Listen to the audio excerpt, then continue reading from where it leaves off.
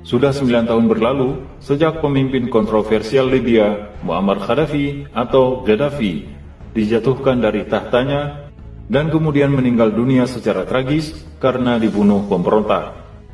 Libya sepeninggal dirinya kini porak-poranda. Pihak asing hilir mudik memperebutkan minyak bumi dan gas milik negeri itu, bagaikan tanah tak bertuan. Dunia Barat mencirikannya sebagai pemimpin diktator dan menempatkannya sebagai salah satu musuh besar mereka. Sebaliknya, dunia Islam dan masyarakat Afrika menganggapnya sebagai tokoh yang selalu membela dunia Islam dan negara dunia ketiga. Ada beberapa fakta menarik dari Muammar Gaddafi yang berhasil kami rangkum dari berbagai sumber. Nama lengkap Gaddafi adalah Muammar Muhammad Abu Minyar Gaddafi. Dunia Barat menyebutnya Gaddafi. Dia lahir di Qasr Abul Hadi, Libya pada 7 Juni 1942. Gaddafi adalah sarjana geofisika dari Howard University, Washington DC, Amerika Serikat. Namun dia tak menghadiri wisuda dan tak mengambil ijazahnya. Kolonel Gaddafi berkuasa selama 42 tahun, yaitu dari tahun 1969 sampai 2011, ketika perang sipil menjatuhkan dirinya dari kekuasaan. Gaddafi tetap menggunakan pangkat kolonel, walaupun sebenarnya sudah berhak menyandang pangkat setingkat mayor jenderal. Pangkat kolonel adalah kenangan baginya ketika meraih tahta sebagai pemimpin Libya. Gaddafi memimpin Libya melalui jalan kudeta terhadap Raja Idris yang dianggapnya terlalu pro-barat. Dia mempunyai buku filsafat politik karyanya sendiri yang dikenal dengan Buku Hijau Gaddafi. Buku ini diterbitkan pada tahun 1975 untuk dibaca oleh seluruh penduduk Libya dan masuk dalam kurikulum pendidikan. Muammar Gaddafi mempunyai 2 orang istri dan 8 anak, 7 diantaranya adalah laki-laki. Gaddafi menjalankan rezim otoriter, namun karena rakyatnya sejahtera, jarang terjadi upaya pemberontakan. Gaddafi jarang tidur di istana, dia lebih suka tidur di tenda. Hal ini pernah merepotkan warga New York ketika dia datang ke sana. Muammar Gaddafi selalu dikawal oleh pengawal perempuan dari Ukraina dan sejumlah polisi. Pengawal terdekatnya adalah wanita bernama Galina Kolodnitska.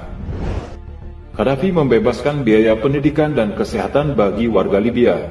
Bagi warga Libya yang ingin bersekolah ke luar negeri, maka semua biaya akan ditanggung oleh pemerintah. Jika orang Libya ingin memulai bertani atau berkebun, maka mereka akan diberikan sebuah rumah, tanah pertanian, peternakan, dan benih atau biji-bijian. Semuanya diberikan secara gratis. Gaddafi membebaskan biaya persalinan, bahkan memberikan tunjangan bagi ibu dan bayi. Listrik di Libya gratis, bahan bakar minyak sangat murah.